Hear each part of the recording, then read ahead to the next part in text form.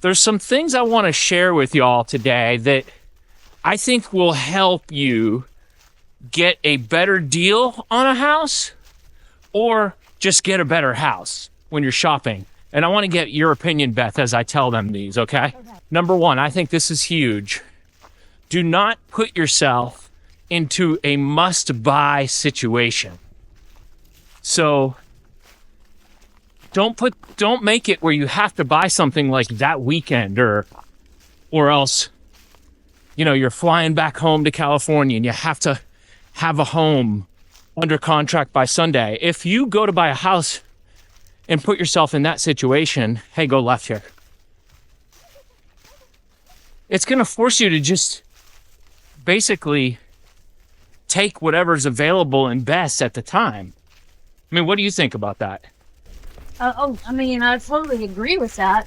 But just think how stressful it is anyway. And then you're adding in like a time constraint with it, Yeah. I mean, I know people listening right now are, well, yeah, Matt, easier said than done, because when we travel in and we just have to buy a home, I'm not saying it's always doable.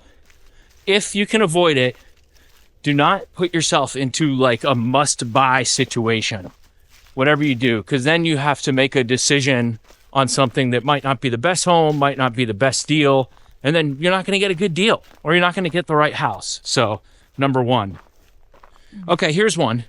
When you're buying a new construction home, you're going to have a much better chance of getting a good deal if you ask for either closing costs or for upgrades.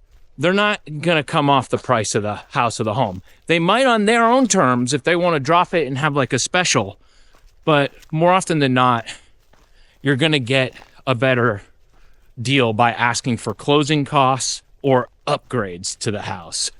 Are there any upgrades that you wish we had asked for on previous houses? On the previous houses, sometimes like some of the lighting packages I wish were a little better, because I think the nicer finishes.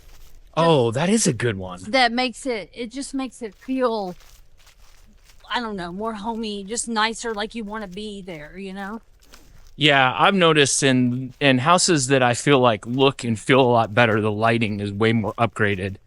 I think sometimes builders will say, gosh, they'll give you like a $4,000.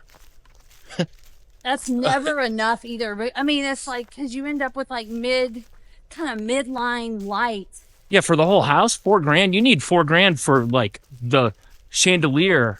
Right. In the entry. I mean, I'm exaggerating. That's an expensive one, but you need like $15,000 for lighting. Yeah. I mean, in today's day. So just as guys, you're going to have better luck by focusing on asking for upgrades or closing costs with a new build. Okay, here's a good one.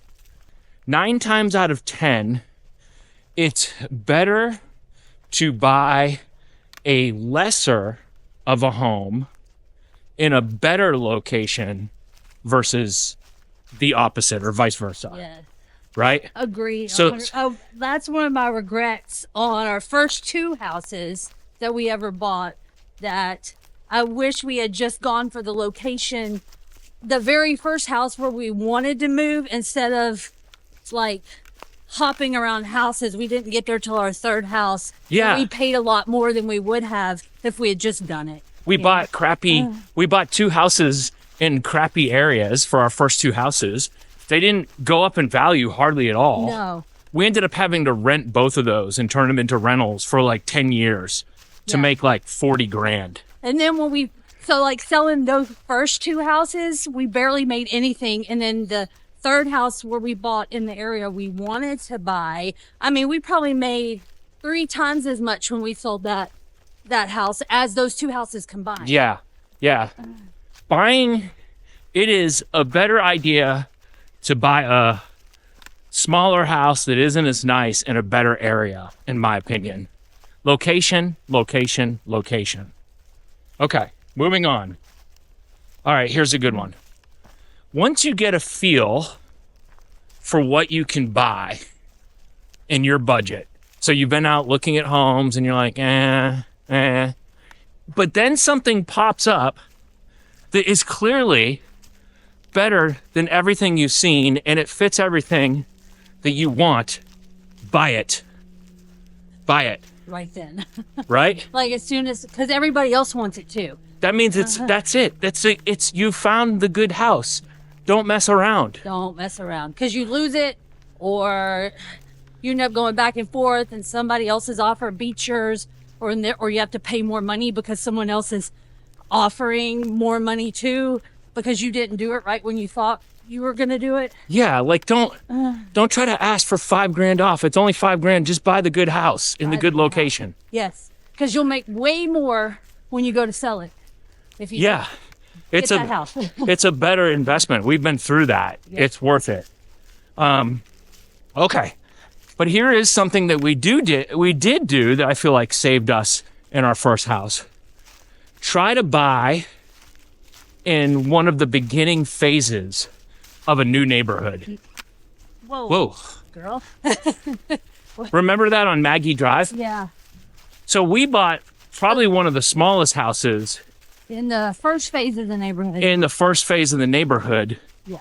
So therefore, we were in it for $100,000. We were able to rent it so easily once we decided we wanted to move. Yeah. So that right there took care of it. So, all right, guys, I'm out of breath. She's probably had enough. We've got a dog pulling We got on the me. dog pulling us everything. all over. We're actually out in our neighborhood trails that we have. They're awesome. It's supposed to snow a bunch tomorrow, which is pretty cool. So, but there you go.